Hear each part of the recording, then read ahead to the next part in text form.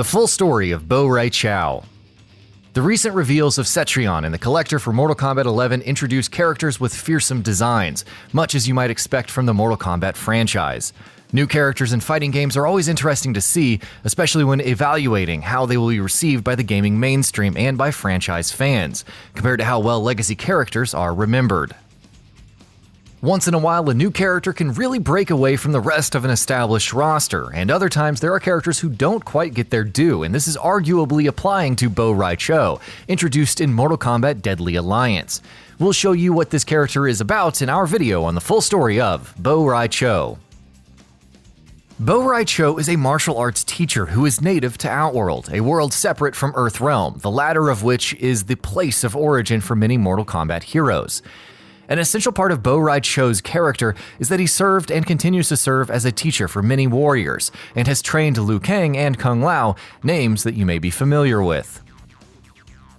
As mentioned, Bo Rai Cho is introduced in Mortal Kombat Deadly Alliance, the 5th game in the continuity. He's responsible for training great warriors, but doesn't participate in Mortal Kombat tournaments himself. The way Mortal Kombat tournaments work is that tournaments are held with warriors representing competing realms. Bo Rai Cho is from Outworld, the same realm that series villain Shao Kahn is from, and if one side nets 10 consecutive Mortal Kombat tournament victories, not matches, over the other, then that realm with the winning record is allowed to invade the realm with the losing record. For that reason, he opts not to participate in tournaments so as to not tip the scales towards Outworld. Shao Kahn, villain that he is, seeks to conquer all realms, and so Bo Rai Cho's policy served him well, even if Outworld has won tournaments in spite of him not participating. But thankfully, his student Liu Kang has won 4 consecutive Mortal Kombat tournaments, with his first tournament victory being decisive in preventing Outworld from being allowed to invade Earthrealm. At the time of the first Mortal Kombat game, Outworld had 9 consecutive victories over Earthrealm. Earthrealm's success against Shao Kahn's forces and other series villains would continue for 4 Mortal Kombat games up until Deadly Alliance. At the beginning of Deadly Alliance, Liu Kang is slain by the newly formed team of Shang Tsung and Quan Chi. When Bo Rai Cho caught wind of this tragic news, he moved to train Kung Lao, who trained with Liu Kang in the White Lotus Society, a strict and secretive martial arts order meant only to select those who could defend Earthrealm itself from other realms. Bo Rai Cho is also responsible for saving Li Mei, a new character also introduced in Deadly Alliance, who was almost led to serve Shang Tsung and Quan Chi after the 2 evil sorcerers allowed her to participate in their tournament to have a chance at freeing her village after they were forced to develop a palace to house a Soulnado, a promise the 2 had no intention of honoring. Despite her participation, Li Mei's soul was instead almost completely transferred to a revenant under the Dragon King Onaga, another villain character, but Bo Rai Cho halted the process before Li Mei was completely lost. Bo Rai Cho returns for the 6th game in the series, Mortal Kombat Deception, and is again aligned with the heroes. This time the heroes fight against Onaga, who was resurrected by Shang Tsung and Quan Chi at the end of Deadly Alliance, the latter 2 realizing too late that they would be powerless to stop Onaga. Shang Tsung and Quan Chi's efforts led to the slaying of a few of Earthrealm's best warriors, so the heroes needed all the help they could get, but Bo Rai Cho's involvement is not directly against Onaga himself. Assuming the guise of Princess Kitana of the realm of Edenia, Mileena, a villain who sometimes allies herself with Shao Kahn but ultimately has her own ambitions, ordered a transfer of command over the Edenian army to Bo Rai Cho. Mileena, who was working with Baraka to coordinate the weakening of Edenia so that she could rule over it, appointed Bo Rai Cho while expecting him to lose against an impeding invasion from Baraka's Tarkatan army.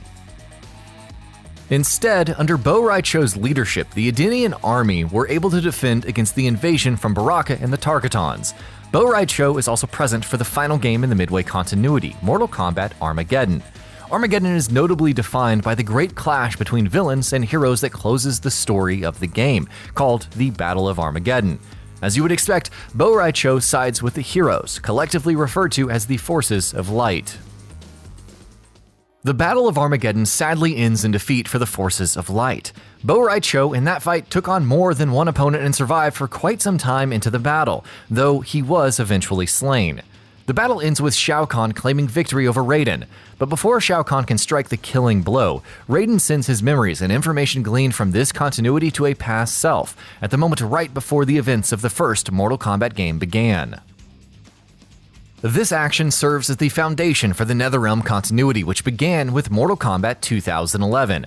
Bo Rai Cho is not actually present in the story events of Mortal Kombat 2011, but does appear for Mortal Kombat 10, the next game in the continuity, appearing as a DLC character, but having a small presence in the story mode itself within Raiden's story mode chapter.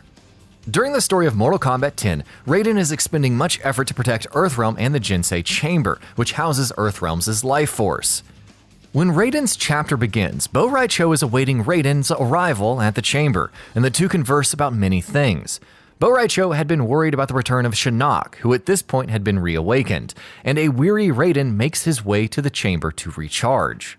He mentions here that he aims to capture Quan Chi and find a way to restore many of Earthrealm's heroes to their humanity. Near the end of Mortal Kombat 2011, the souls of slain Earthrealm heroes were reanimated as revenants that serve Quan Chi or any evil master, but in any case, they generally betray their heroic character and act unwillingly to serve evil ends. Raiden laments the great loss of these heroes. After a flashback, he later reawakens to see Bo Rai Cho through a newly opened hole in the ceiling of the chamber, with Bo Rai Cho reaching out to Raiden in distress before Shinnok assaults him with evil energy. Raiden then confronts Shinnok after the latter has just incapacitated Bo Rai Cho. As Shinnok taunts Raiden after Bo Rai Cho's defeat, announcing his intention to claim Bo Rai Cho's soul as the undead heroes, the ranks of which include Liu Kang and Kung Lao, among many others, are now under his command. Raiden then says that Bo Rai Cho's soul cannot be subjugated. However, Bo Rai Cho is not seen again after this confrontation, and whether or not he survived is left unclear. Bo Rai Cho also has a role in the Mortal Kombat 10 comic series, which predates the events of the game itself. In it, he is seen helping Sub-Zero through a period of great internal crisis, while also helping Sub-Zero heal after fighting Scorpion. After Bo Rai Cho receives a flash drive from Kung Jin, the nephew of Kung Lao, Sub-Zero prepares an assault on the Lin Kuei, the martial arts clan he used to represent before it sought to convert all of its warriors into cyborgs. Bo Rai Cho accompanies Sub-Zero to the Lin Kuei headquarters in China, and guards the exit to the headquarters as Sub-Zero makes hell in the Lin Kuei base. Bo Rai Cho is burned by an explosion from within the base, but Sub-Zero prevented the damage from being worse than it could have been by protecting him with his ice powers. Bo Rai Cho's future in the NetherRealm continuity is ambiguous after the events of Mortal Kombat 10. Mortal Kombat 11 deals prominently with the theme of time travel and the past selves of characters encountering their current selves. Bo Rai Cho's clean past is as clean as his present, but his past self is awake and his current self isn't. There would not seem to be much else to know about the character unless NetherRealm Studios decides to wake him up again. NetherRealm has already brought back some characters for Mortal Kombat 11 who were not seen in Mortal Kombat 10, such as Jade and Kabal.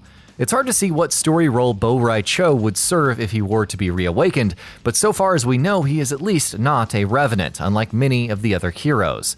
Were Bo Rai Cho to return, unlikely as it may seem since the focus of the story seems to be away from him, he would probably serve in the same supporting role as he has had throughout the Mortal Kombat franchise, a role that is sorely needed with so many heroes out of commission.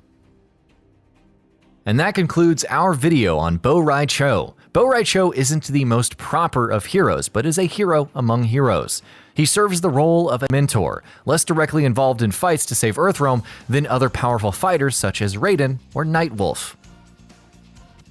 Bo Rai Cho is all about raising others so that they can be effective in fighting against evil and helping them be their better selves.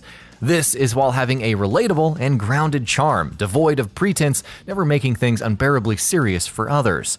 Do you want to see Bo Rai Cho in Mortal Kombat 11? Let us know your thoughts on the character in the comments section below, and as always, thanks for watching. And that about does it for this video. If you enjoyed what you watched and want to see more from GamingBolt, you can always hit that subscribe button and turn on the bell icon next to it. That way you will never miss any of our videos.